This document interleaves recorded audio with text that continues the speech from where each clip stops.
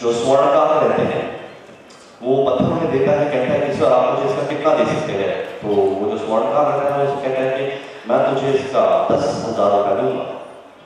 वो कहता है, वो काफी खुश होता है कि चलो 10,000, मन में सोचता है कि यार 100 रुपये मिल गया, 10,000 मिल रहा है, बहुत अच्छा प्रॉफिट हो गया मेरा। और वो उन्हें दे देता है, 10,000 रुपया कमा लेता है। अब जो गोल्ड के डीलर रहते हैं वो जाते हैं एक डायमंड डीलर के पास, डायमंड मर्चेंट जो हीरो में डीलिंग करते हैं। वो पत्थरों से दिखाते हैं, वो कहते हैं कि आप सर मुझे इसका कितना दे सकते हो। वो कहते हैं कि मैं आपको इसका 1 लाख रुपया दूंगा। वो भी काफी खुश होता है, 10,000 मिल गया, 1 लाख रुपया कमाया, मजा आ गया। ये स्टोरी के अंदर मैं आपसे कुछ सवाल पूछना चाहता हूं। इसमें वो पत्थर जो था, पत्थर तो राम को भी वही मिला, शाम को भी वही मिला, जो गोल्ड का उसे भी वही मिला, जो डायमंड का व्यापारी था उसे भी वही पत्थर मिला। लेकिन अलग अलग लोगों ने उनकी अलग अलग कीमत, उनकी अलग अलग वैल्यू क्यों चुकाई? जरा बता सकते हैं आप मुझे? कोई जवाब देना चाहेगा? Yes ma'am. डेफिनेटली जानकर जिस वो रिसर्च में प्रोजेक्ट करी हो, क्या पता चला कि आप जानना चाहते हो? कितने लोग हैं? 2-3 लोग जानना चाहते हैं? बताओ मैं जानना चाहते हो आप? रॉजर्स सर ने जो रिसर्च किया उससे उन्हें पता चला कि हमारे पास जो ब्रेन है, एक ब्रेन होता है, उसके 2 अलग अलग हिस्से होते हैं। अब 2 अलग अलग हिस्से मतलब कि ब्रेन एक ही है, लेकिन उसे समझने के लिए अलग अलग पार्ट्स में डिवाइड किया जाता है, राइट ब्रेन और लेफ्ट ब्रेन, या फिर मैं कहूँ राइट हेमिस्फीयर और लेफ्ट हेमिस्फीयर। अब हमारा जो लेफ्ट ब्रेन है, लेफ्ट हेमिस्फीयर, वो होता है लॉजिकल पार्ट, और राइट वाला जो होता है वो होता है क्रिएटिव पार्ट। यहाँ पर प्रॉब्लम ये है कि हम लोग वो दोनों ब्रेन को सही तरह से यूज ही नहीं कर पाते, क्योंकि हमें पता ही नहीं है कि ब्रेन को यूज किस तरह से करना। आप लोगों को क्या पता है कि हमारा ब्रेन की कैपेसिटी कितनी है? हमारे पूरे शरीर में सेल्स होते हैं, न्यूरॉन्स, शरीर में सेल्स होते हैं जिन्हें कोश कहा जाता है, और वही सेल्स ब्रेन में भी होते हैं जिन्हें न्यूरॉन्स कहा जाता है। और वो न्यूरॉन्स का काम जो है, वो न्यूरॉन्स का काम है मेमोरी स्टोर करना, मेमोरी स्टोरेज करना। और कितने न्यूरॉन्स आपको पता है हमारे ब्रेन में? 10,000 करोड़ न्यूरॉन्स। मतलब कि हमारे ब्रेन की इतनी ज्यादा कैपेसिटी है कि इस पूरी दुनिया में जितनी भी किताबें हैं, जितनी भी लाइब्रेरीज है, वो सब यहाँ पर स्टोर की जा सकती है, लेकिन हमें पता ही नहीं कि उसका यूज कैसे करना है, राइट? तो आज कुछ चीजों का माइंड इम्बैलेंस है। आपको मैं रिकमेंड कर दूंगा कि आप अपने पढ़ाई के लिए, मैं कुछ टिप्स बताने जा रहा हूँ, आप अपनी पढ़ाई के लिए कुछ नोट्स बनाना शुरू कर दीजिए, जस्ट बिकॉज की सेशन थोड़ा अगर लंबा चल जाएगा तो आपको याद नहीं रहेगा हम लोग क्या कैसे किया है। तो किसी भी तरह का माइंड बैलेंस अगर हमारे शरीर के अंदर, हमारी बॉडी के अंदर होगा, तब जिस तरह से लैक ऑफ स्लीप यानी कि कम नींद, ये देखा जाता है कि एग्जाम्स के दौरान स्टूडेंट्स नींद अपनी बहुत ज्यादा कम कर लेते हैं या फिर नहीं लेते हैं। तो मैं आपको बता देना चाहता हूं कि जब कभी भी कोई चीज पढ़ाई करते हैं तो 3 तरह के प्रोसेस से वो चीज गुजरती है। सबसे पहले होता है वो चीज को हम लोग देखते हैं, रजिस्टर करते हैं, रजिस्टर करेंगे, देखेंगे, रजिस्ट्रेशन। दूसरा स्टेप ये होता है कि वो चीज को हम लोग स्टोर करते हैं अपने ब्रेन के अंदर। कोई इंफॉर्मेशन रजिस्टर किया, स्टोर किया अपने ब्रेन के अंदर, और तीसरा जो स्टेप रहता है हम लोग को एग्जाम में जाकर वो रिकॉल करना रहता है, याद करना रहता है। पहले जो 2 स्टेप्स रहते हैं ना, वो बहुत इंपॉर्टेंट रहते हैं, क्योंकि अगर वो 2 स्टेप्स बराबर नहीं होंगे तो तीसरा स्टेप आने ही नहीं वाला है, रिकॉलिंग नहीं होगा बराबर से। अब होता ये है कि जब हम कोई भी चीज पढ़ते हैं पहले रजिस्ट्रेशन होता है, और जब हम वो पढ़कर थोड़ी सी नींद अगर लेते हैं तो वो चीज अच्छे से स्टोर होती है। अगर आप नींद कम करते हैं या फिर बिल्कुल भी नहीं करते हैं तो वो चीज का स्टोरेज बराबर से नहीं होगा और एग्जाम में अच्छे से रिकॉल नहीं कर पाओगे। तो हमेशा याद रखिए कि नींद आप जितनी वैसे लेते हो, समझ लीजिए 8 घंटे की नींद आप करते हो, तो उसको कम करके 5 या 6 घंटे कर सकते हो। लेकिन ऐसा होगा कि आप आधा घंटा या 1 घंटा सोना है, ऐसा नहीं करना है एग्जाम के टाइम पे। दूसरा, हेल्थ प्रॉब्लम, किसी भी तरह का अगर आपके बॉडी के अंदर प्रॉब्लम होगा, घुटने में दर्द, सिर में दर्द या फिर कोई भी प्रॉब्लम, एग्जाम एग्जाम्स के पहले जरूर वो प्रॉब्लम को क्लियर करवा लीजिए, डॉक्टर के पास जाइए। 10% भी अगर आपको इफेक्ट लगेगा तो उसके ऊपर एक्शन लेना शुरू कीजिए, राइट? क्योंकि बॉडी के अंदर हेल्थ के अंदर कोई इशू रहेगा तो आप कोई भी चीज याद नहीं कर पाओगे, और स्पेशली जब हेल्थ इशू रहेगा, व्हेन एनी फिजिकल प्रॉब्लम, तो मैं आपको रिकमेंड करूंगा कि आप कोई भी नया पढ़ाई नहीं करना है। जो आपने पहले पढ़ा है उसको आपको रिवाइज करना है, वापस से याद करना है। तो ये पॉइंट नोट कर लीजिएगा ना। लैक ऑफ न्यूट्रिशन यानी कि शरीर में किसी भी तरह की न्यूट्रिशन की कमी आपको मेमोरी लॉस की ओर लेके जा सकती है, यानी कि पढ़ाई की प्रोसेस अपनी अच्छे से नहीं होगी। तो हमेशा याद रखिएगा न्यूट्रिशनल इम्बैलेंस नहीं होना चाहिए, और न्यूट्रिशन के बारे में मैं आपको आगे बताने वाला हूं। उसके बाद एनी रिलेशनशिप प्रॉब्लम्स, वो हो सकता है आपके दोस्तों के साथ, गर्लफ्रेंड या बॉयफ्रेंड के साथ, पेरेंट्स के साथ, भाई बहन के साथ। वो जो प्रॉब्लम है रिलेशनशिप प्रॉब्लम, वो प्रॉब्लम सॉल्व कर दीजिए तुरंत। अगर आप नहीं करेंगे तो क्या होगा कि जब आप एग्जाम्स के टाइम पे वो भूल कर बैठे हैं तो आपको उसका चेहरा वहां पर नजर आएगा कि सारा मेरे तो मैं इसको दिखा दूं। तो ये बेहतर है आपके लिए, आपकी भलाई के लिए, वो इशू सॉर्ट आउट कर दीजिए, चाहे किसी की भी गलती हो, या सॉरी बोल दीजिए या बोल दीजिए मैंने आपको माफ किया, या जो भी, right? Let the other person be the winner and let the other person be winner and you be happy. सामने वाले को जिता दो और आप खुश रहो, ये रूल हमेशा याद रखिएगा।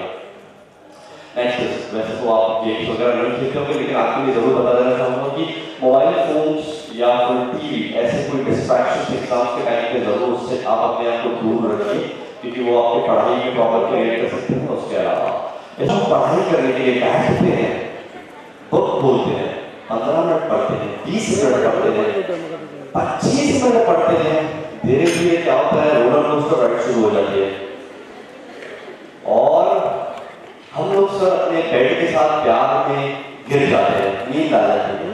तो मैं आपको बता दूं कि पढ़ाई करने के लिए हमेशा एक बात का याद रखिए कि कोई भी कंफर्टेबल पोजीशन में बैठ कर नहीं पढ़िए। कंफर्टेबल जैसे कि आपको यहाँ पर कंफर्टेबल सेटिंग दी गई है, 2-3 घंटे के यहाँ पर लेक्चर चलेगा, तो हो सकता है आप लोग मेडिटेशन में चले जाएंगे, उसके बाद नींद में, राइट? सो कंफर्टेबल सेटिंग नहीं, पढ़ाई करने के लिए हमेशा याद रखिएगा कि बेड पर या फिर सोफा पर लेटकर नहीं पढ़ना है, बल्कि सीधा बैठना है।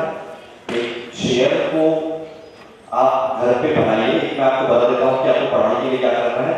घर पे एक सेपरेट जगह बनाइए जहां पर आप एक अलग से चेयर रखेंगे सिर्फ पढ़ाई के लिए, टेबल, स्टडी टेबल, उस पर सिर्फ आपको पढ़ाई करनी है और कुछ नहीं करना है। देखिए हमारा माइंड जो है वो बहुत स्मार्ट होता है, वो चीजों को लिंक कर देता है। जैसे आप अगर किचन में जाएंगे तो मुझे बताइए क्या होगा, भूख लगेगी, राइट? क्यों लगेगी भूख? क्योंकि आपके माइंड को पता है कि यहाँ पर खाने की चीज बनती है, मुझे यहाँ पर जैसे क्या होगा तो ऑटोमेटिक थोड़ी भूख लगनी शुरू हो जाएगी, कुछ खाने की इच्छा होगी।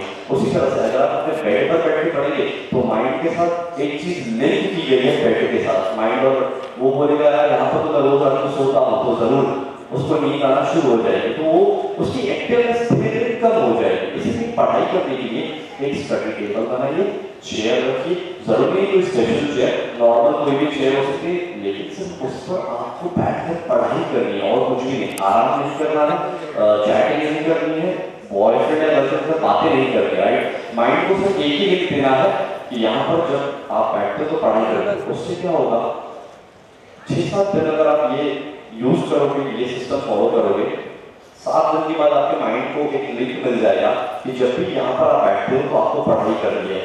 तो होगा ये, जब आप वहां पर बैठोगे पढ़ाई करने के लिए, आपका माइंड थोड़ा एक्टिव हो जाएगा, उसको पता चल जाएगा, वो बहुत स्मार्ट है।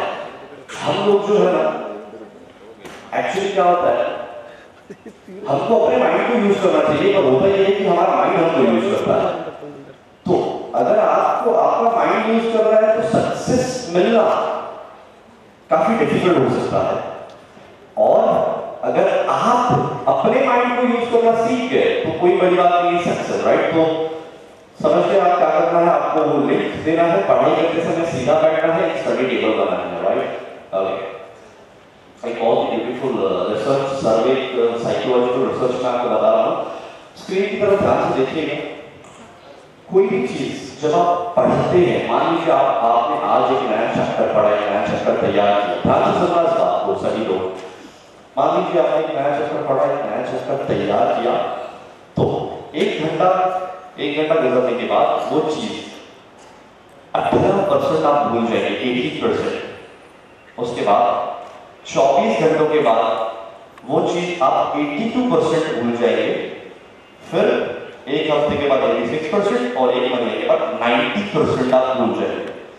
आप मुझे बताइए कि इन सभी में से कंपैरेटिव लॉस, सबसे ज्यादा लॉस कहां पर हो रहा है? Comparative one day, right. क्योंकि अगर 24 घंटे में अगर एक बार भी आप उसे रिविजन नहीं दोगे जो आपने पढ़ा है, तो सबसे बड़ा लॉस होता है दैट इज 82%। और हमेशा याद रखिए कि जब कभी भी आप पढ़ाई कर रहे हैं तो रेगुलर इंटरवल पे उसको आपको रिपीटेशन और रिविजन देना है। क्योंकि अगर 24 घंटे तक आप उसको रिवाइज नहीं करोगे, 82% लॉस हो जाएगा, फिर एक महीने तक ऑलमोस्ट 90% आप भूल जाते हो। और ऐसा होता है कि एग्जाम्स के 1.5-2 महीने जब आपने पहले चीज तैयार की थी, एग्जाम के टाइम पे क्वेश्चन आता है तो आप सोचते हो कि यार ये मैंने पढ़ा भी दिखाया नहीं, जबकि आपने पढ़ा होता है। सॉरी, जस्ट बिकॉज कि आज तक हमें क्या सिखाया गया है? आज तक हमें सिखाया गया है कि हार्ड वर्क कैसे करना, या फिर मैं ये कहूँ कि आज तक स्कूल में सिर्फ आपको क्या सीखे हो? आज तक स्कूल में मैं आपको बता देता हूँ, आपसे 2 चीजें सीखे हो, किस तरह से पढ़ना और किस तरह से लिखना। याद किस तरह से करना क्या आपने सीखा है ना? क्योंकि कोई स्कूल सिखाती नहीं है याद किस तरह से करना है। और वैसे अभी हमारी कोशिश चालू है यूएमसी के द्वारा कि हम लोग स्कूल्स में भी ये प्रोग्राम आगे लेकर जाए। आज तो जो मैं आपको प्रोग्राम दे रहा हूँ एक थियरी सेशन है, बाकी आगे मैं आपको प्रैक्टिकल सेशन के बारे में भी बताऊंगा, राइट। तो हमेशा याद रखिए कि कोई भी चीज आप पढ़े तो उसको सही टाइम पे उसको रिवाइज करना है। जब आज आपने कोई चैप्टर पढ़ा तो कम से कम 24 घंटे में एक बार उसको रिविजन देना, तो वो 82% लॉस बच जाएगा।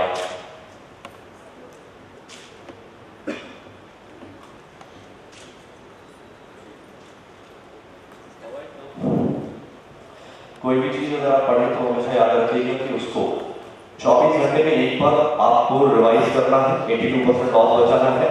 फिर एक हफ्ते में एक बार उसको याद करना है, रिवाइज करना है, फिर एक महीने के अंत में एक और बार। अब आप लोग सोचेंगे कि सर अगर हम लोग वापस और वापस पुरानी चीजें याद करेंगे, रिवाइज करेंगे, तो नया कब पढ़ेंगे? ये सवाल मन में, चलिए मैं क्लियर कर रहा हूँ। मान लीजिए कोई भी चैप्टर आप तैयार कर रहे हैं नया, आपको 2 घंटे लगेंगे, 2 आवर्स। वापस जब आप उसको 24 घंटे के दौरान एक बार रिवाइज करोगे, तो रिपीट करोगे, क्या आपको लगता है कि 2 घंटे ही देने पड़ेंगे वापस? ना, कितना देरी लगता है वापस रिवाइज करने में? मे बी 1 आवर तो बहुत हो गया, मतलब मुझे लगता है 40 मिनट्स, चलो 1 आवर ले लेते हैं, 1 घंटा। अगर 1 घंटा पहली रिपीटेशन में, पहली रिवीजन में 1 घंटा लगेगा, मतलब 86% लॉस आप बचा दोगे। उसके बाद सेकंड रिवीजन आपको कभी करना है 1 हफ्ते के बाद। जब आप सेकंड रिवीजन करोगे तब तो आपको 1 घंटे से कम टाइम लगेगा, क्योंकि वो स्ट्रॉन्ग हो चुका है। फिर महीने के अंत में एक और बार आप उसको रिवाइज करोगे तो वो आपको अच्छे से याद रहेगा। मतलब कि जो चीज आपने पढ़ी है 90% तक वो आपको याद रह जाएगी। ये एक मेमोरी ग्राफ है, मतलब कि जो मैंने आपको पहले बताया उसके ऊपर जो भी चीज आप पहले दिन पर पढ़ते हो 90% की लेवल पर रहता है। अगर आप उसको 30 दिन के अंदर एक बार भी रिपीटेशन या रिवीजन नहीं देते हो तो वो जो चीज है वो 10% से भी कम आपका कभी कभार खड़ी हो जाती है। वैसे में थियरी तो आपको मैंने काफी सारी चीजें बताई, लेकिन चलिए आपको एक प्रैक्टिकल चीज दिखाता हूँ, प्रैक्टिकल डेमोन्स्ट्रेशन। यहाँ पर आपके सामने स्क्रीन पर 1 से 30, वैसे वो 30 और जो 15 है वो नीचे है, तो 1 से 30 हमारे पास कॉलम्स है, उसके आगे जो खाली स्पेस है। अब एक गेम खेलते हैं, गेम कहूँ मेमोरी डेमोन्स्ट्रेशन गेम। इस पर आपको क्या करना है, हर एक नंबर के आगे जो खाली स्पेस है उसमें हम एक ऑब्जेक्ट भरेंगे। ऑब्जेक्ट कोई भी हो सकता है, वो हो सकता है 3 लैपटॉप, चेयर, शू, एसी, स्टेज, कुछ भी। I hope you understand what I mean by object. कोई भी सिंपल चीज आपको क्या करना होगा, हर नंबर के आगे एक ऑब्जेक्ट हम लोग भर देंगे, स्पेस हम लोग भर देंगे और करेंगे कुछ ऐसा कि जैसे कि आप मुझे ऑपरेट कर देंगे, मैं आंखें बंद करके याद रखूंगा, फिर दूसरा ऑपरेट, फिर तीसरा, फिर कुछ इस तरह से लेकिन जब मैं मान लीजिए पूछता हूँ कि किसी कोई मुझे कहता है कि सर नंबर 5 पे दीजिए मोबाइल, तो नंबर 5 पे मोबाइल में मैं अपनी आंखें बंद करके मोबाइल रखूंगा, फिर मैं कहूँगा नेक्स्ट। मैं जैसे भी बोलने के लिए बोलूँ, आप लोग क्या करना, अपना हाथ ऊपर करके रखना ऑब्जेक्ट देने के लिए। मैं जैसे भी कहूँगा वो मुझे सिर्फ खड़ा रह के बताएगा ताकि कंफ्यूजन क्रिएट ना हो कहाँ से आवाज आ रही है।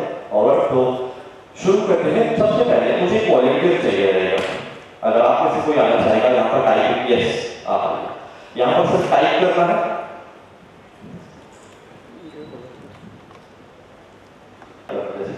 मोबाइल सॉरी वो आप देखिए स्पेलिंग का, अगर स्पेलिंग मिस्टेक होगी तो कोई प्रॉब्लम नहीं, तो याद रखने से मतलब है। और यहाँ पर मैं आपको बता देता हूँ, गाइड कर देता हूँ, आप यहाँ पर लेते जाइएगा, बस आपको सिर्फ देखना है। ऑलराइट, सो आप देखने के लिए आपको दीजिए कौन देगा मेरा ऑब्जेक्ट। यस 23 पे हम लोग लेंगे 10, नंबर 23 पे हम लोग लेंगे 10। ओके यस ओके, क्या मैं याद कर लेता हूँ। Fine,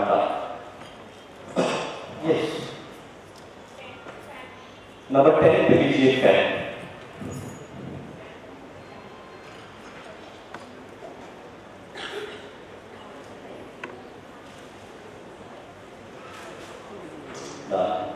Yes, ma'am.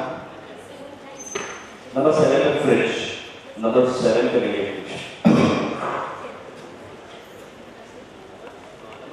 फ्रिज।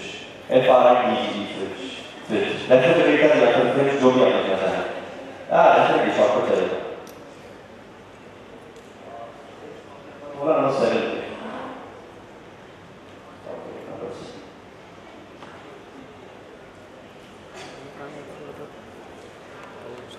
और ना ये सब आप बताइए। 3 number 3 पे बुक, और नंबर 3 पे book.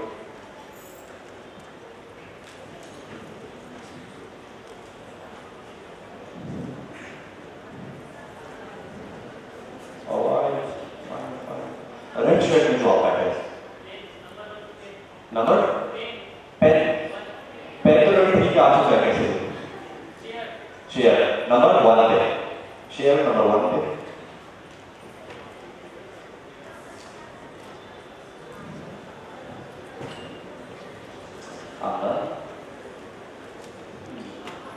Yes,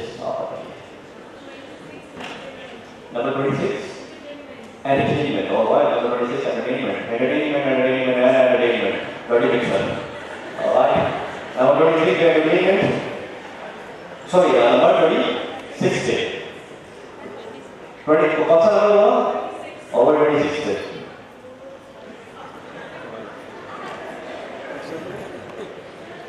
All right. Yes, sir. 16 पे कंप्यूटर।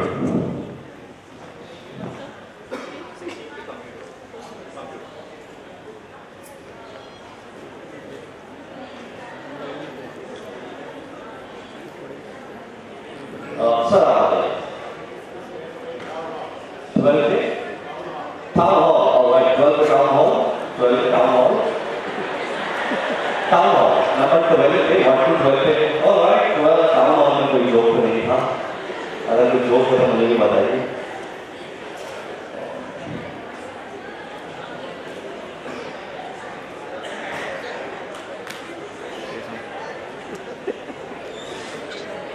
बता दो, सबसे पहले मैं आपको बता दूं, ये जो मैं याद कर रहा हूँ, आप में से कितने लोग याद करने की कोशिश कर रहे हैं? ठीक है, कुछ लोग, बाकी लोग मेहनत करवा रहे हैं मुझसे, चलेगा, कोई बात नहीं। हाँ, नंबर 1 वैसे काफी सारे केसेस फटाफट दे देंगे।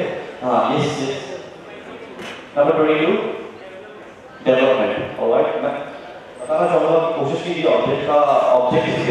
ठीक है, बट फिर हम लोग 22 पे ले लेंगे डेवलपमेंट।